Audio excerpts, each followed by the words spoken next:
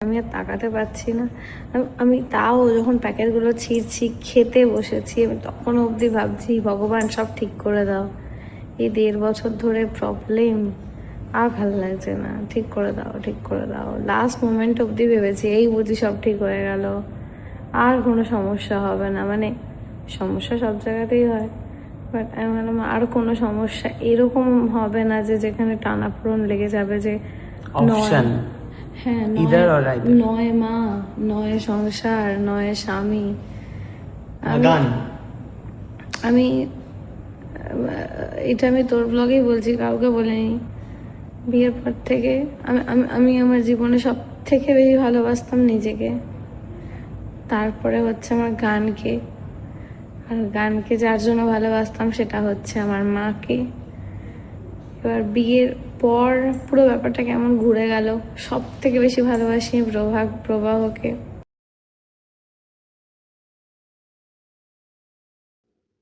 আজকের ভিডিওটা আমি করছি খুব জনপ্রিয় সঙ্গীত শিল্পী দেবলীনা নন্দীকে নিয়ে। সোশ্যাল মিডিয়া খুললেই শুধু তার ছবি, তার ভিডিও সবার সামনে আসছে। তার গান শুনতে যেমন আমি ভালোবাসি, তার ব্লগ দেখতেও আমি খুব ভালোবাসি। দেবলীনা দিকে সবসময় ব্লগে দেখতাম, সবসময় হাসি খুশি থাকতো। এই হাসি খুশির পেছনেও যে দেবলীনা দির মনে এত কষ্ট, এত দুঃখ লুকিয়ে ছিল, সত্যি জানতাম না। জানুয়ারি মাসে ৩ তারিখে রাত্রি ১টা নাগাদ যখন আমি লাইভটা দেখি, দেবলীনা দি লাইভে যা যা বললো, আমি অনেক কমেন্ট করেছি, কিন্তু সেই মুহূর্তে কমেন্টের কোনো রিপ্লাই আমি পাইনি। সেটা দেখার পরে, সবটা শোনার পরে সারা রাত আমি ঘুমোতে পারিনি। আমিও তো একটা মেয়ে। আমাদের সমাজে সব ক্ষেত্রে মেয়েদেরই দোষ দেওয়া হয়। কেন?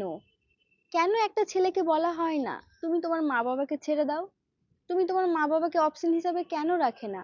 সব ক্ষেত্রে কেন মেয়েদেরই বলে যে তোমার মাকে ছাড়ো, নয় তুমি আমাকে ছাড়ো? কেন?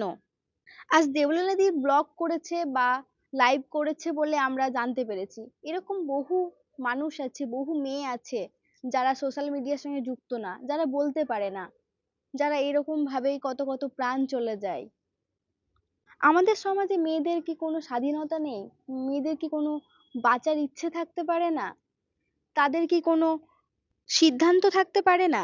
সে কার সাথে থাকবে, সে কাকে ভালোবাসবে, কাকে বেছে নেবে, কাকে নেবে না, তার কি কোনো সিদ্ধান্ত থাকতে পারে না? তার হাজবেন্ড তাকে অপশনে দিয়েছে তার মাকে ছেড়ে দিতে। একটা মেয়ে কি করে পারবে তার মাকে ছেড়ে দিতে?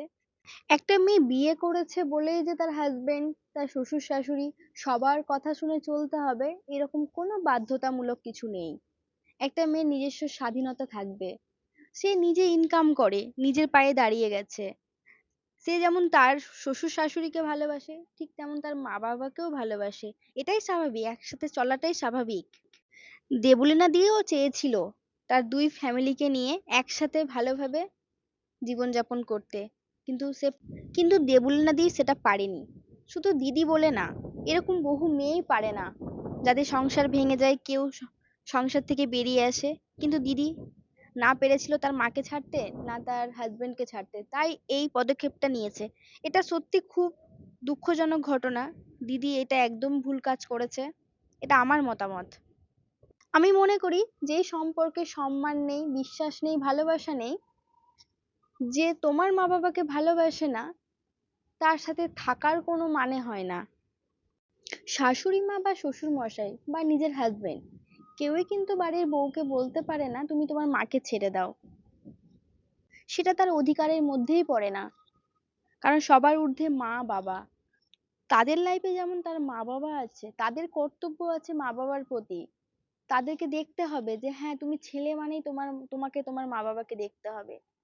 তাহলে তো কেন মেয়েদের কেন এরকম নিয়ম নেই, কেন এরকম আইন নেই যে মেয়েদেরও তার মা বাবাকে যথেষ্টভাবে একইভাবে ছেলেদের মতোই দেখতে হবে? তাদেরও তো কর্তব্য বলে কিছু থাকে, তাদেরও তো দায়িত্ব আছে। শুধুই দায়িত্ব ছেলেদের, মেয়েদের কি কিচ্ছু নেই? দেবলীনা দি সত্যি খুব ভালো মনের একজন মানুষ।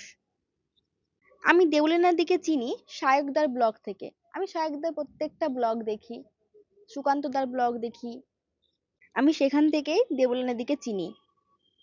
আমার মনে হয় একটা মা বাবা যেমন কষ্ট করে তার ছেলেকে মানুষ করে, ঠিক তেমন একইভাবে কিন্তু সেই মা বাবাই একটা মেয়েকেও মানুষ করে। তাহলে সেই ছেলের মা বাবার ছেলের প্রতি যে অধিকারটা থাকে, একটা মেয়ের মার কেন সেই অধিকার থাকবে না? সে মেয়ের মা বলে, সে বিয়ে দিয়ে দিয়েছে বলে কি তার কোনো অধিকার থাকবে না? তার কোনো অধিকার থাকতে নেই? আমি দেবলীনা দিকে একটাই কথা বলতে চাই, দিদি তুমি সুস্থ হয়ে ওঠো, ভালো হয়ে যাও, দিয়ে তুমি তোমার গানে ফোকাস দাও। আর যে সম্পর্কে তোমাকে এত কষ্ট দিচ্ছে, তুমি যদি সেখানে ভালো না থাকতে পারো, সেখানে ফিরে যেয়ে তুমি আর কোনোদিনই ভালো থাকতে পারবে না। তুমি তো চেষ্টা করেছিলে এতগুলো মাস ধরে মানিয়ে নেওয়ার, কিন্তু তুমি পারোনি, ব্যর্থ হয়েছো। নিজের জীবন দিয়েও তুমি তাদের ভালোবাসা পাওনি, তারা এখন পর্যন্ত তোমাকে দেখতে আসেনি। তোমার দিদির লাইভে আমি দেখলাম যে তোমার এরকম পরিস্থিতিতে তোমার পাশে এসে দাঁড়ালো না, তাকে তুমি এখনো ভালোবাসো। এই ভালোবাসার কোনো দাম তাদের কাছে নেই। আমি মনে করি জীবনে তুমি একাই ভালো থাকো, এরকম সম্পর্কে থাকার থেকে নিজে একা ভালো থাকা অনেক ভালো। তুমি তাড়াতাড়ি ভালো হয়ে ওঠো, সুস্থ হয়ে ওঠো, আবার আমরা তোমাকে সেই জায়গায় দেখতে চাই, সেই গান শুনতে চাই।